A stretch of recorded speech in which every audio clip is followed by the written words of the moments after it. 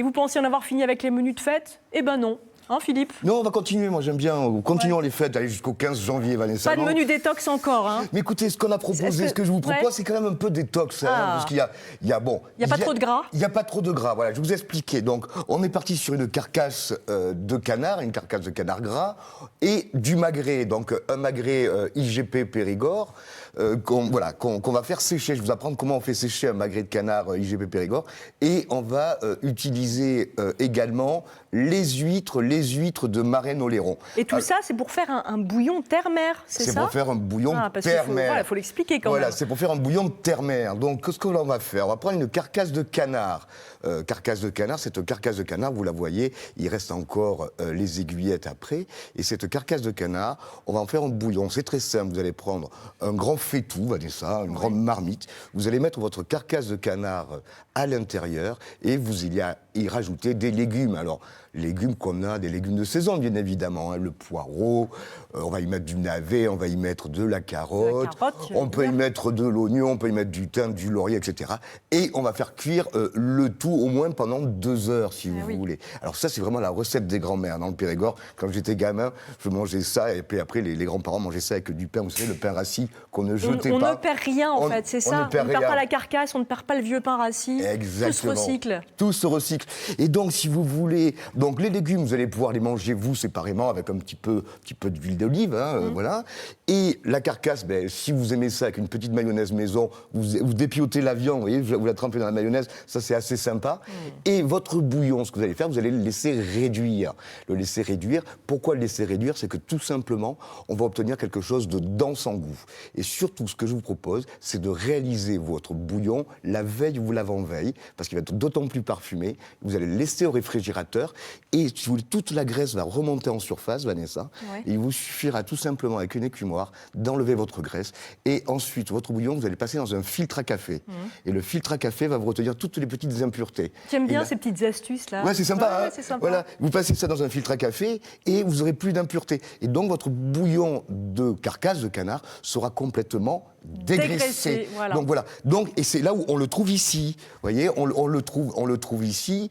Et là, on voit bien qu'il est dégraissé. Il n'y a pas de gras à la surface. Il n'y a pas de gras, il n'y a rien. Ensuite, donc ça, c'est notre base, d'accord? Notre base de bouillon. Moi, ce que je vous propose après, Vanessa, c'est de réaliser votre magret de canard séché IGP Périgord. Alors, est-ce que vous savez comment on fait un magret de canard séché? Est-ce que vous auriez une idée? Parce que je sais que vous êtes fan du canard, vous adorez ça. J'adore, mais effectivement, j'adore le canard. Moi, toutes les semaines, j'achète du magret, des petites saucisses de canard, etc.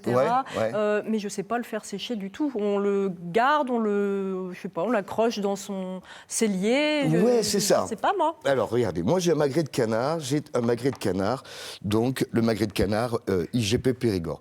Alors, si vous voulez, le magret de canard IGP Périgord, ce qu'il faut savoir, il fait en moyenne 450 grammes. Donc, il y a une grosse épaisseur de viande, et il y a une vraie qualité. Donc, votre magret de canard, vous l'avez devant vous, et nous sommes d'accord, il est frais et il est cru. Ce que je vous propose, tout simplement, vous allez légèrement poivrer votre surface de viande.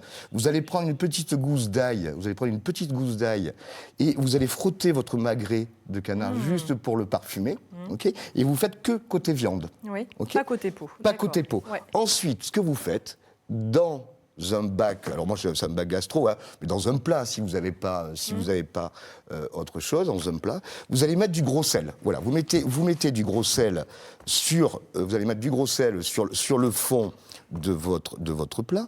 Vous allez prendre votre magret de canard et vous allez tout simplement le poser côté chair. Là où on a mis un petit peu d'ail. Voilà, un petit peu d'ail, peu. Et ensuite, vous allez recouvrir. Je n'ai peut-être pas assez ici. Et c'est comme pour un point gravlax de saumon, on fait ça. C'est ça. Sauf que là, vous ne mettez pas de sucre. Voilà. Mais c'est exactement le même principe. Donc là, vous allez bien recouvrir votre magret de canard et vous allez le laisser à température, donc dans la cuisine par exemple, ou dans votre cellier, ça peut être bien. Vous allez laisser 24 heures. D'accord. Voilà, 24 heures. Pas plus. Pas moins. 24 heures, pas plus et pas moins. C'est juste pile poil ce qu'il vous faut, Vanessa, pour réussir votre magret de canard séché. Une fois, ensuite vous allez l'enlever, d'accord? Donc vous voyez qu'il est plein de sel. Hein. Ouais.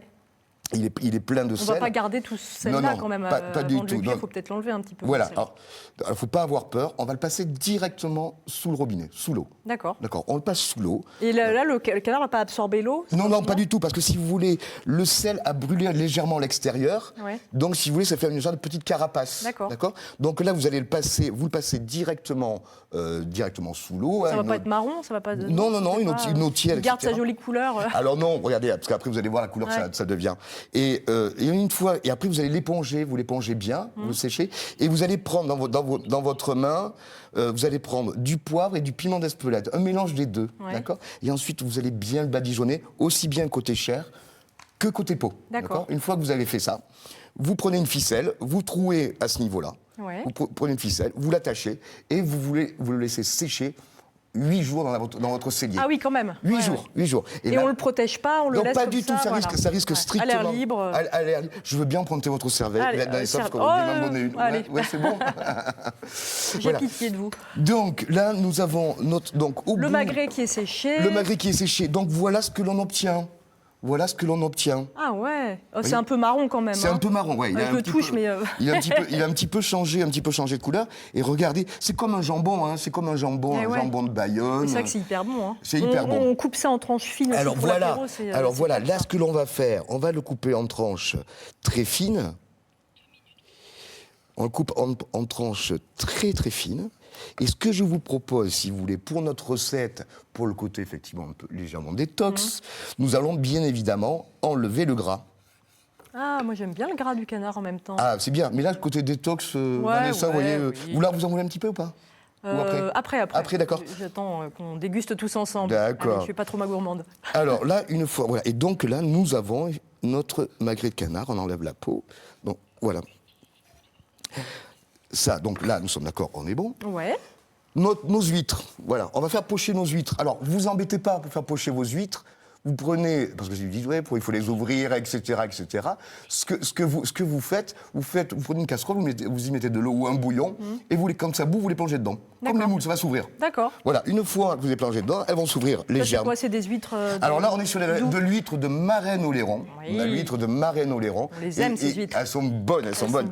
Et surtout, si vous voulez, c'est que j'ai pris, elles sont un peu costauds, hein.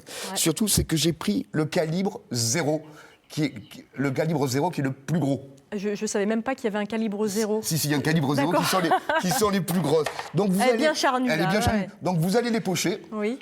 Voilà, vous allez les pocher et vous allez obtenir ça. D'accord ? Alors est-ce qu'on les voit bien ? Oui. Voilà. Ensuite, il vous suffit d'avoir une belle assiette. Vous y mettez un petit peu de persil. Vous allez y mettre vos tranches de magret. Vos tranches de magret. Vous allez prendre votre bouillon, bien sûr, que vous avez fait chauffer. Qui a été dégraissé aussi, voilà. On n'a pas oublié. Voilà, qui a été dégraissé et vous le faites bien chauffer. Il faut que ça soit bien bouillant. Voilà, ça. Ensuite, pour amener un petit peu de peps, Vanessa, moi je vous propose un peu de citron vert. Regardez. Ah, ce ne serait pas une petite inspiration asiatique, ça, non? Si, ils aiment bien, en Asie, rajouter un petit peu d'acidité comme ça. C'est d'acidité. Alors, si vous n'avez pas de citron vert ou du kambava. Et voilà, vous avez votre recette qui est réalisée. Et maintenant, c'est le moment qu'on préfère tous. C'est la dégustation. C'est la dégustation, Vanessa, absolument. Alors, on y va. Donc, vous avez votre assiette qui est là-bas, parce que celle-ci est froide. Je vous en prie, faites-vous plaisir. Et allez-y, Françoise. Jacques, faites-vous plaisir. Vous avez tout ce qu'il faut pour déguster. Allons-y. Je la monte. On va goûter le bouillon. Alors n'hésitez pas à nous téléphoner pour avoir la recette, bien sûr. On se fera un plaisir de vous la donner. 0805 383 383. Et vraiment téléphonez parce que c'est hyper bon. Alors attendez, je vais essayer de... Voilà, c'est pas simple à manger. Non, c'est un peu compliqué à manger. Allez, mais après, si vous voulez, ce qui est assez intéressant, si on n'a pas d'huître, vous pouvez mettre des langoustines également. C'est bon.